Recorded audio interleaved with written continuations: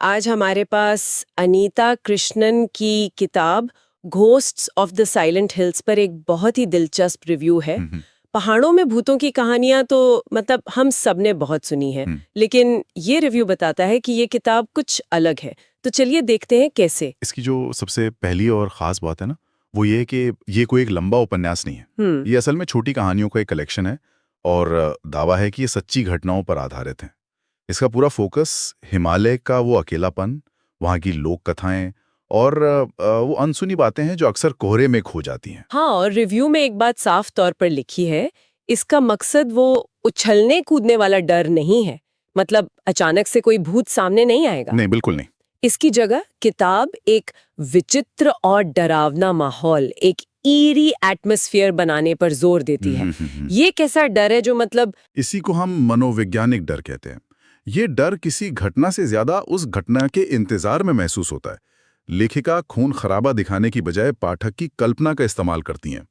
जब वो लिखती हैं देवदार के जंगलों में हवा की सरसराहट, तो डर इस बात का नहीं कि हवा चल रही है, डर इस बात का है कि उस हवा के साथ और क्या आ सकता है। यही इसकी कला है। अच्छा, मतलब डर बाहर से नहीं बल्कि हमारे अंदर से पैदा होता है। रिव्यू में लेखिका के लिखने के तरीके की भी बहुत तारीफ है।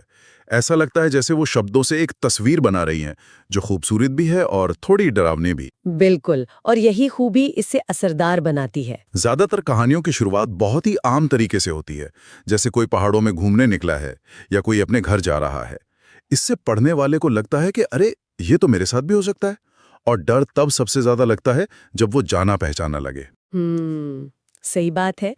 तो ये तो साफ है कि माहौल बनाना और लिखने का तरीका ही इस किताब की सबसे बड़ी खासियत है। लेकिन क्या सिर्फ यही एक अच्छी बात है या रिव्यू में कुछ और भी बताया गया है? मेरा मतलब है, किताब में कोई कमी भी है? हाँ, रिव्यू इस मामले में काफी ईमानदार है।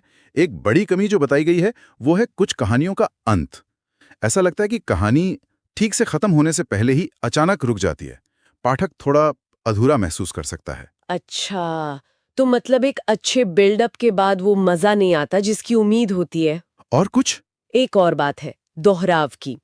रिव्यू के मुताबिक कुछ कहानियों के प्लॉट एक जैसे लगने लगते हैं, जैसे सुनसान पहाड़ी सड़क पर किसी का लिफ्ट मांगना। ये हॉरर का एक क्लासिक आइडिया तो है, लेकिन अगर ये बार बार आए तो इसका असर कम हो जाता है। समझ गई।